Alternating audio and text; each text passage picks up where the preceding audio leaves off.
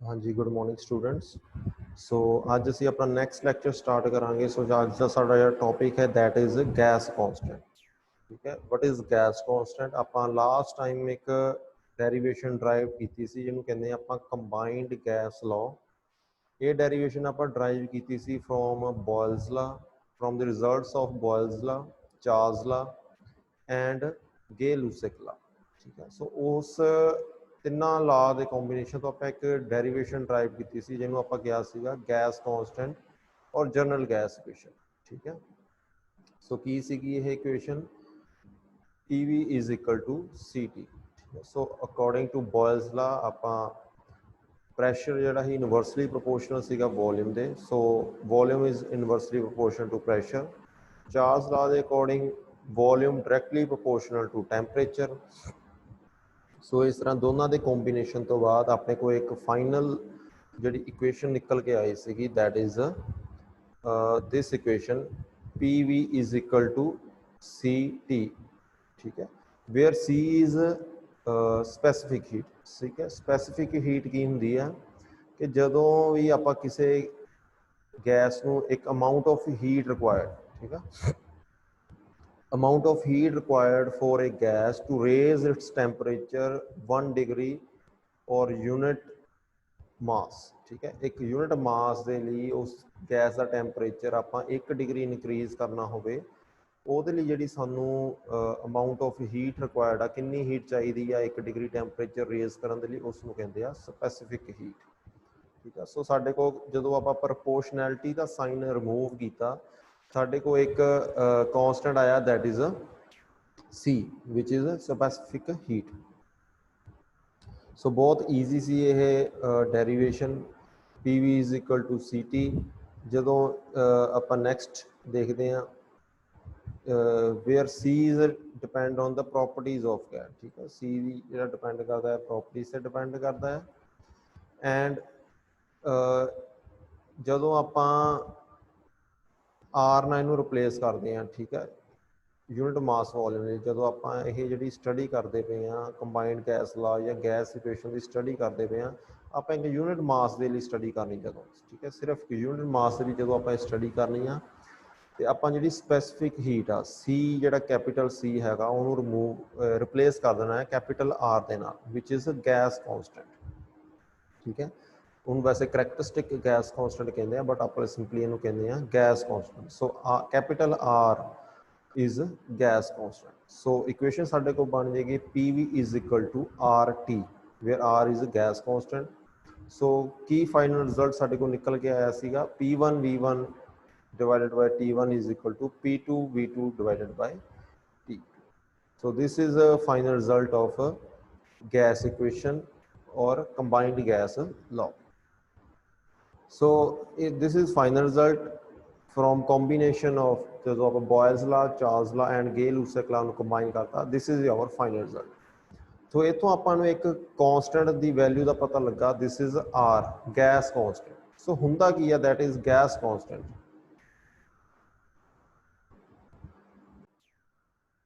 So what is gas constant? Gas constant ਇੱਕ particular constant ਦੀ value ਆ, ਹਰੇਕ ਗੈਸ ਦੇ ਲਈ ਅਲੱਗ, ਹਰੇਕ ਗੈਸਸ ਦੇ ਲਈ ਸਿਮਿਲਰ ਵੈਲਿਊਜ਼ ਹੁੰਦੀ ਆ। ਸੋ ਸਾਡੇ ਕੋਲ ਲਾਸਟ ਇਕੁਏਸ਼ਨ ਆਈ ਸੀਗੀ that is PV is equal to RT। ਜਦੋਂ ਆਪਾਂ C ਦੇ ਨਾਲ ਰਿਪਲੇਸ ਕਰਦਾ ਇੱਕ ਯੂਨਿਟ ਮਾਸ ਦੇ ਲਈ ਇਕੁਏਸ਼ਨ ਨੂੰ ਸੋਲਵ ਕਰ ਰਹੇ ਹਾਂ, ਸਾਡੇ ਕੋਲ ਇਕੁਏਸ਼ਨ ਆ ਗਈ PV is equal to RT। ਠੀਕ ਹੈ, ਸੋ ਜਦੋਂ ਸਾਡੇ ਕੋਲ ਇਕੁਏਸ਼ਨ ਆ ਗਈ PV ਇਜ਼ ਇਕੁਅਲ RT, ਹੁਣ ਆਪਾਂ R ਦੀ ਵੈਲਿਊ ਫਾਈਂਡ ਆਊਟ ਕਰਨੀ ਹੈ that is gas constant. so if M is the mass of a gas in kilogram then above equation can be written as, ਜੇ ਆਪਾਂ ਇੱਕ particular gas ਦਾ gas constant find out ਕਰ ਰਹੇ ਹਾਂ, ਸੋ ਉਸ gas ਦਾ ਕੋਈ ਮਾਸ ਹੋਏਗਾ। ਠੀਕ ਹੈ, ਸੋ ਮਾਸ ਨੂੰ ਆਪਾਂ ਡਿਨੋਟ ਕਰਦੇ ਹਾਂ M ਦੇ ਨਾਲ। ਠੀਕ ਹੈ, ਸੋ ਇਕੁਏਸ਼ਨ ਸਾਡੇ ਕੋਲ ਬਣ ਜਾਏਗੀ PV is equal to small m RT where M is the mass of a gas। so this is equation number second। the unit of R may be calculated from the equation। ਠੀਕ ਹੈ, ਸੋ ਆ equation ਕਿੱਥੋਂ ਆਈ? ਹੁਣ R is equal to PV divided by MT। ਠੀਕ ਹੈ, ਇਹ equation ਆਪਾਂ next ਜਿਹੜੀ ਡੈਰੀਵੇਸ਼ਨ ਕਰਨੀ ਆ ਉਹਦੇ ਵਿੱਚ ਆਏਗੀ ਇਕੁਏਸ਼ਨ।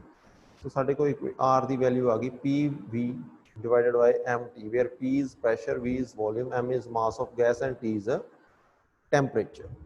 ठीक है, सो इक्वेशन साडे को कित्थों आई? From there, PV divided by T ਜਿਹੜੀ ਸਾਡੀ ਕੰਬਾਈਨਡ ਗੈਸ ਇਕੁਏਸ਼ਨ ਸੀਗੀ। ਸੋ ਉੱਥੋਂ ਸਾਡੇ ਕੋਲ ਇਕੁਏਸ਼ਨ ਆ ਗਈ। ਆਪਾਂ ਉਹਦੇ ਵਿੱਚ ਕਿਉਂਕਿ ਯੂਨਿਟ ਮਾਸ ਦੀ ਗੱਲ ਕਰ ਰਹੇ ਹਾਂ, ਇਸ ਕਰਕੇ ਆਪਾਂ ਨਾਲ M ਡਿਨੋਟ ਕਰਾਂਗੇ। ਠੀਕ ਹੈ, ਸੋ ਫਰੋਮ ਲਾਸਟ ਇਕੁਏਸ਼ਨ ਜਿਹੜੀ ਸਾਡੀ ਕੰਬਾਈਨਡ ਗੈਸ ਲਾ ਦੀ ਇਕੁਏਸ਼ਨ ਆਈ ਸੀ, ਜਨਰਲ ਗੈਸ ਇਕੁਏਸ਼ਨ ਆਈ ਸੀ, that is PV divided by T। ਠੀਕ ਹੈ, ਇਹ ਸਾਡੀ ਫਾਈਨਲ ਇਕੁਏਸ਼ਨ ਆਈ ਸੀ। ਸੋ ਇਹੀ ਇਕੁਏਸ਼ਨ ਆਪਾਂ ਇੱਥੇ ਯੂਜ਼ ਕੀਤੀ ਗੈਸ ਕੌਂਸਟੈਂਟ ਦੀ ਵੈਲਿਊ ਫਾਈਂਡ ਆਊਟ ਕਰਨ ਲਈ। ਉੱਥੋਂ ਸਾਡੀ ਆਰ ਦੀ ਵੈਲਿਊ ਆਈ ਸੀ PV ਡਿਵਾਈਡਡ ਬਾਈ T। ਠੀਕ ਹੈ, ਟੀ ਨੂੰ ਆਪਾਂ ਨਾਲ M ਲਿਆ ਕਿਉਂਕਿ M ਆਪਾਂ ਇੱਕ ਯੂਨਿਟ ਗੈਸ ਦਾ ਵੋਲਿਊਮ ਲਿਆ ਆ। ਠੀਕ ਹੈ, ਇਸ ਕਰਕੇ ਆਪਾਂ M ਯੂਜ਼ ਕਰਾਂਗੇ, ਮਾਸ ਆਫ ਗੈਸ। ਸੋ ਇਹ ਵੈਲਿਊ ਆਪਾਂ ਯੂਜ਼ ਕੀਤੀ। ਠੀਕ ਹੈ, ਇਕੁਏਸ਼ਨ ਸੈਕਿੰਡ ਤੋਂ ਇਹ ਸਾਡੀ ਵੈਲਿਊ ਫਾਈਂਡ ਆਊਟ ਹੋ ਗਈ, R ਦੀ ਵੈਲਿਊ। ਠੀਕ ਹੈ, R ਨੂੰ ਇੱਧਰ ਰੱਖਿਆ ਤੇ M ਐਂਡ T ਡਿਵਾਈਡ ਦੇ ਵਿੱਚ ਨੀਚੇ ਚੱਲ ਗਏ। ਸੋ R ਦੀ ਵੈਲਿਊ ਬਣ ਗਈ PV divided by MT। The value of R through constant for a particular gas are different for different gases। ठीक है, हर एक जी R की वैल्यू आ हर एक गैस के लिए डिफरेंट होएगी क्योंकि वह वॉल्यूम, प्रैशर, टैंपरेचर डिफरेंट होएगा। In SI unit, value of R for atmospheric is taken as 287 joule per kg Kelvin। ठीक है, और 0.287 kilo joule per kg Kelvin। ठीक है, so this is the value of R for atmospheric air. Normal air atmospheric air के लिए हवा के लिए जी आर की वैल्यू है that is 287 joule per kg kelvin. ठीक है, केजी यूनिट हो गए मास के, टैंपरेचर के यूनिट हो गए कैलविन, एंड प्रैशर के एंड वॉल्यूम के यूनिट हो गए तुहाडे joule. So this is constant value of atmospheric air and gas constant की value R is 287 joule per kg kelvin. ठीक है, सो ये वैल्यू आई किंदा प्रैशर की वैल्यू आप इत्थे लवांगे, एटमोसफेरिक प्रैशर की वैल्यू 1 बार आप स्टडी किया ही 1.0 समथिंग वैल्यू सी, वॉल्यूम की वैल्यू 1, मास की वैल्यू एंड टैंपरेचर 273। ठीक है, सो सारी वैल्यूज़ आप फिल करांगे, साडे को आर की वैल्यू आ जाएगी कॉन्स्टेंट की 287 जाउल पर केजी कैलविन। सो ये सीगा एक गैस कॉन्स्टेंट। नैक्सट टॉपिक जो साडा है यूनीवर्सल गैस कॉन्स्टेंट। ठीक है, सिंपल गैस कॉन्स्टेंट नूं आपां डिनोट करते हैं कैपिटल आर दे नाल, जिहड़ा यूनीवर्सल गैस कॉन्स्टेंट आ उहनूं आपां डिनोट करते हैं आर यू दे नाल। ठीक है, this is a sign of a universal gas constant. So this is universal gas constant R U. What is universal gas constant? The universal gas content or molar constant, generally denoted by RU of a gas, is the product of the gas constant and the molecular mass of the gas. So जेड़ा आपां R find out कीता, gas constant find कीता, ਉਹਦਾ ਤੇ molecular mass of gas, ਜਿਹੜਾ gas ਹੈਗੀ ਉਹਦੇ molecular mass ਕਿੰਨਾ ਹੈ, ਜਦੋਂ ਦੋਨਾਂ ਨੂੰ ਮਲਟੀਪਲਾਈ ਕਰਾਂਗੇ ਸਾਡੇ ਕੋਲ ਇੱਕ ਨਵਾਂ ਕੌਂਸਟੈਂਟ ਆਏਗਾ, that is universal gas constant. ठीक है, so R U is equal to M multiply by R, where R is gas constant and M is mass of molecular mass of gas. ठीक है, M molecular mass of gas in kg mole, R is gas constant. So in general form साडे को जिहड़ा formula बन जाएगा that is R U is equal to M1 R1 is equal to M2 R2 and so on. So असीं जाणदे हां PV is equal to MRT, ये आप फॉर्मूला फाइंड आउट किया ही चैप्टर के स्टार्टिंग के। सो इतों आप जो RU की वैल्यू फाइंड आउट करनी हुई, प्रैशर की वैल्यू 10135 एटमोसफेरिक प्रैशर की जी अर्थ के उपर जोड़ा प्रैशर पा रहा वो आप कितनी वैल्यू कंसीडर करते हैं, वैसे आप कहते हैं 1 बार, बट जी एक्चुअल वैल्यू होंगी 10135। ठीक है, सो ये वैल्यू होगी तुहाडी प्रैशर की। उस तो बाद आप वैल्यू पुट आउट की वॉल्यूम की of atmospheric air and temperature 273 kelvin. ठीक है, सो जो आप वैल्यूज़ सारिया पुट की साडे को जो universal gas constant R U ओदी वैल्यू आई 8314.3 joule per kg mole per kelvin.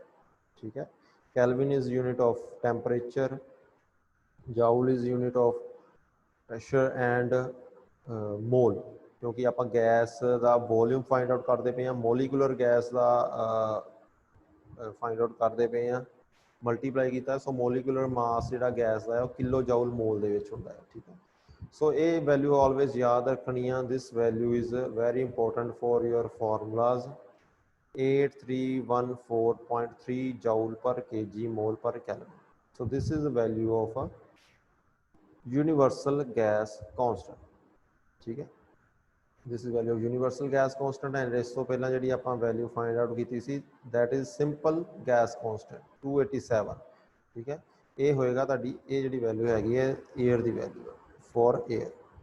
this is value for air of gas constant, ठीक है। एक गैस कॉन्स्टेंट ਨੂੰ ਆਪਾਂ ਡਿਨੋਟ ਕਰਦੇ ਆ R ਦੇ ਨਾਲ, ਕੈਪੀਟਲ R ਦੇ ਨਾਲ। ਉਹਦੀ ਹਰੇਕ ਗੈਸ ਦੀ ਵੈਲਿਊ ਵੱਖ-ਵੱਖ ਹੁੰਦੀ ਆ। ਜਿਹੜੀ ਐਟਮੋਸਫੇਰਿਕ ਏਅਰ ਆ ਯਾਨੀ ਕਿ ਸਿੰਪਲ ਹਵਾ ਆ ਉਹਦੀ ਜਿਹੜੀ ਵੈਲਿਊ ਹੈਗੀ ਆ R ਦੀ ਉਹ ਹੈਗੀ 287 ਜਾਊਲ ਪਰ kg ਕੈਲਵਿਨ। ਤੇ ਇਸੇ ਤਰ੍ਹਾਂ ਜਿਹੜੀ ਯੂਨੀਵਰਸਲ ਗੈਸ ਕੌਂਸਟੈਂਟ ਆ ਉਹਦੇ ਵਿੱਚ ਜਿਹੜੀ ਵੈਲਿਊ ਹੈਗੀ ਆ RU, ਯੂਨੀਵਰਸਲ ਗੈਸ ਕੌਂਸਟੈਂਟ ਨੂੰ ਆਪਾਂ ਡਿਨੋਟ ਕਰਦੇ ਆ RU ਦੇ ਨਾਲ। ਇਹਦੀ ਜਿਹੜੀ ਕੌਂਸਟੈਂਟ ਦੀ ਵੈਲਿਊ ਹੈਗੀ ਆ RU ਦੀ ਵੈਲਿਊ ਫਾਈਂਡ ਆਊਟ ਕੀਤੀ ਹੈ that is 8314.3 joule per kg mole per Kelvin, ठीक है। so this is value of universal gas constant। so next is specific heat, ਆਪਾਂ ਕੱਲ already ਕਰ ਲਿਆ ਸੀਗਾ। specific heat of a substance defined as the amount of heat required to raise the temperature of its unit mass to 1 degree। ਇੱਕ unit mass ਕਿਸੇ ਵੀ gas ਦੇ temperature ਨੂੰ increase ਕਰਨ ਲਈ 1 ਡਿਗਰੀ ਇਨਕਰੀਜ਼ ਕਰਨ ਦੇ ਲਈ ਕਿੰਨੀ ਸਾਨੂੰ ਸਪੈਸੀਫਿਕ ਹੀਟ ਦੀ ਰਿਕੁਆਇਰਮੈਂਟ ਹੈਗੀ ਆ, ਕਿੰਨੀ ਹੀਟ ਦੀ ਰਿਕੁਆਇਰਮੈਂਟ ਹੈਗੀ ਆ, ਦੈਟ ਇਜ਼ ਸਪੈਸੀਫਿਕ ਹੀਟ, ਠੀਕ ਹੈ। ਸੋ ਦੋ ਤਰ੍ਹਾਂ ਦੀ ਹੁੰਦੀ ਹੈ ਤੁਹਾਡੀ specific heat. First is specific heat at constant pressure and specific heat at constant volume. So ਕੀ ਡੈਫੀਨੇਸ਼ਨ ਆ, ਸਿੰਪਲ ਡੈਫੀਨੇਸ਼ਨਸ ਆ। Specific heat at constant pressure, it is the amount of heat required to raise the temperature of unit mass of gas to 1 degree when its pressure is kept constant।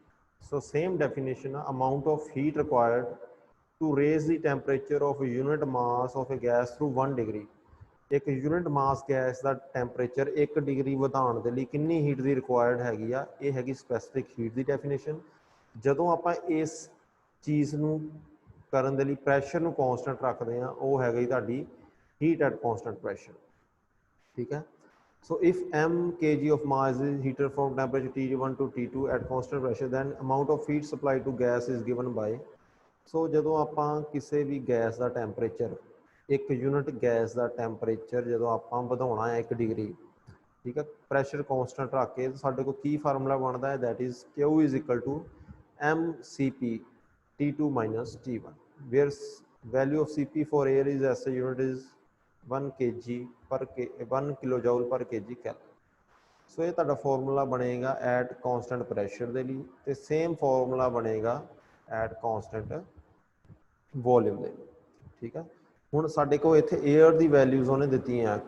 Specific heat at constant pressure the air the value ਕਿੰਨੀ ਆ 1 ਕਿਲੋਜੂਲ ਪਰ kg Kelvin ਤੇ specific heat at constant volume the value ਕਿੰਨੀ ਆ 0.72 ਕਿਲੋਜੂਲ ਪਰ kg Kelvin। ਸੋ ਇਹ fixed value ਆ four air, ਹਰੇਕ ਗੈਸ ਦੇ ਲਈ ਇਹ ਵੈਲਿਊਜ਼ ਵੱਖ ਹੋਣਗੀਆਂ। ਸੋ ਫਾਰਮੂਲਾ ਆਹੀ ਆ, ਆਹ ਤੁਹਾਡਾ ਫਾਰਮੂਲਾ ਹੈਗਾ ਆ, this formula is for specific heat. ਇਹ ਸਪੈਸੀਫਿਕ ਹੀਟ ਦਾ ਫਾਰਮੂਲਾ ਆ। ਜਦੋਂ ਇੱਥੇ Cp ਲੱਗ ਗਿਆ ਯਾਨੀ ਕਿ ਕੌਂਸਟੈਂਟ ਪ੍ਰੈਸ਼ਰ ਆ, ਜਦੋਂ ਇੱਥੇ V ਲੱਗ ਗਿਆ, Cv ਲੱਗ ਗਿਆ ਯਾਨੀ ਕਿ ਕੌਂਸਟੈਂਟ वॉल्यूम का formula. So this is simple formula of constant specific heat.